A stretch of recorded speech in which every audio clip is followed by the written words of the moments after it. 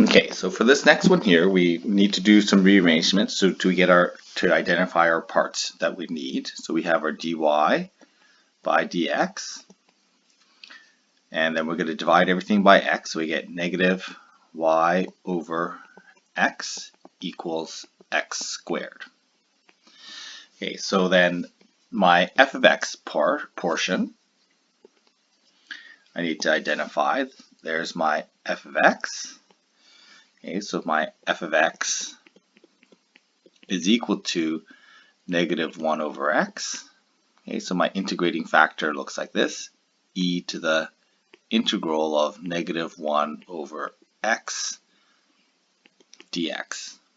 Okay, so then I'm going to integrate that, and we end up with e to the negative log x, which just it works out to be 1 over x. Okay, that's a negative power. I apply that to there, and then I work out that integrating factor. So there's my integrating factor. My r of x is going to be equal to this part here. So it's equal to x squared. Okay, and then we put it into our form. So we end up with something that looks like this. Y to the, and we multiply by our integrating factor, 1 over x is equal to the integral of our integrating factor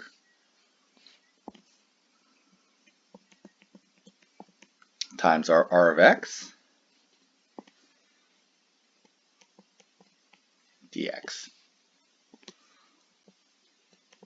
Okay, and so we integrate that expression, and then we can end up with this. So y over x equals the integral of x dx.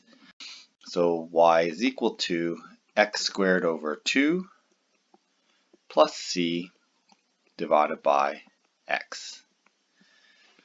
Okay, so that's just basically our application of that linear first order. Again, these are kind of simple ones, but basically we need to identify our parts, generate our integrating factor based on f of x, identify our r of x, and then plug it into our form. So again, we'll do the same thing here. We're going to do, first of all, rearrangement. Dy by dx is equal to, or minus, we'll do minus 3y over x is equal to x.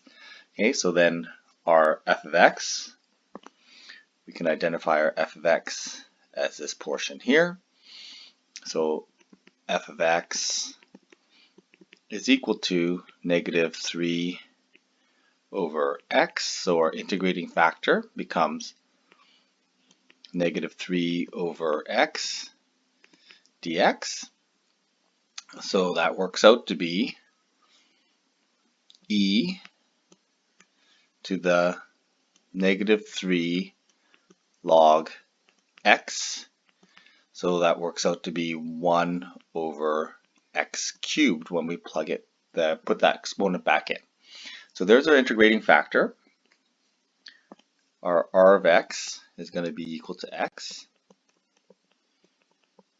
Okay, and then we can put it into our form, so we end up with y times our integrating factor,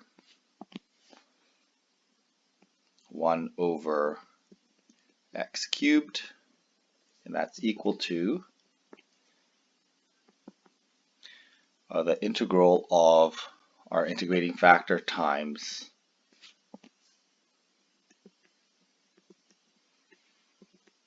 our r of x, and then dx. Okay, so there it is.